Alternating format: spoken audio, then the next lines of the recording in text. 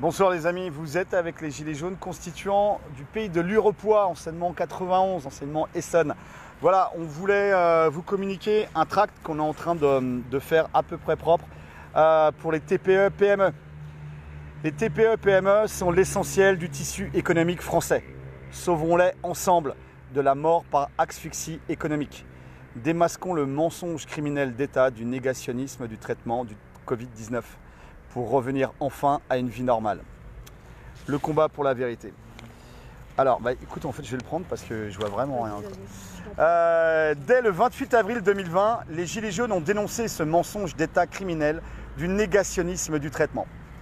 En donnant injonction au président de la République dans la déclaration pour en finir avec le coronavirus et la peur, ordre de mission excite le vaccin. Deuxièmement, le 9 mai, en apportant en main propre ce protocole de sortie de crise sanitaire à la présidence de la République. Troisièmement, en renouvelant cette opération vérité le 11 mai au ministère de la Santé, le 18 juin et le 13 juillet à l'Ordre des médecins à Paris, CNOM de Paris. Action publique menée dans le silence total des partis politiques, les Merluchon, les Le Pen, etc., des médias, des intellectuels et des corps constitués, alors que 25 000 personnes ont été assassinées, source du professeur Perron, par le négationnisme du traitement du Covid-19. Négationnisme criminel du traitement du Covid-19. Un confinement de masse disproportionné, ainsi que des décisions politiques antisanitaires et antiscientifiques délibérées, source professeur Raoult, provoquent en continu la destruction de l'essentiel de notre tissu économique, les TPE-PME, les très petites entreprises et les petites et moyennes entreprises, au profit des grandes entreprises, les seules prises en compte dans le plan de relance de 100 milliards d'euros du gouvernement.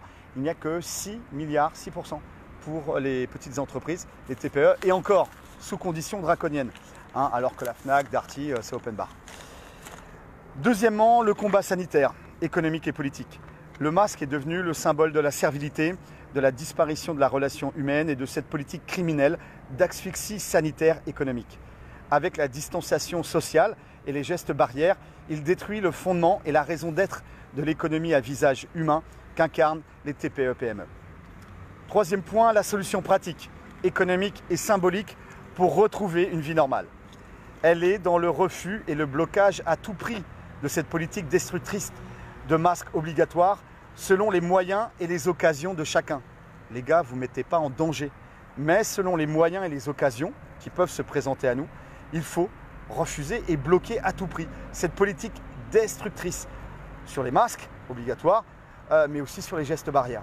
Ne restez pas isolés dans ce combat de survie, de salut public. Rejoignez les équipes des Gilets jaunes dans leur combat pour le bien commun, la dignité et la justice depuis novembre 2018. Le traitement existe, l'épidémie est passée, refusons la terreur médiatique et le vaccin que les lobbies pharmaceutiques veulent rendre obligatoire. Rejoignez la résistance, rejoignez le combat pour le bien commun. Rejoignez les réseaux d'entraide des Gilets jaunes et des Gilets jaunes constituants. Ensemble, brisons la chaîne d'asphyxie des TPE-PME. Voilà les amis, donc ce tract-là, on va le mettre en partage sur la page, bien évidemment, dès qu'on l'aura mis au propre, parce que pour l'instant, voilà, c'est un petit peu à l'ancienne. L'imprimante a rendu l'âme. Force et honneur, on lâche rien. On vient de finir l'AG du rond-point, le rond-point est fini, on a eu la visite des Bleus. Coup de pression, alors les gars, ils n'y croyaient pas. On a joué le jeu, on a donné les cartes d'identité, sinon c'était embarqué au poste pour vérification. Donc apparemment, on dérange. Et on va continuer à déranger. On aime bien déranger. Dérangeons. Dérangeons pour le bien commun, la justice et la dignité, les amis.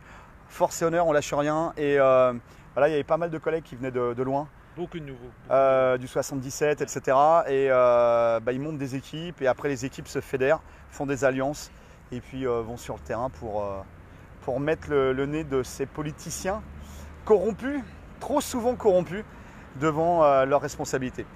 Voilà les amis, force et honneur, on lâche rien. Aou. Aou.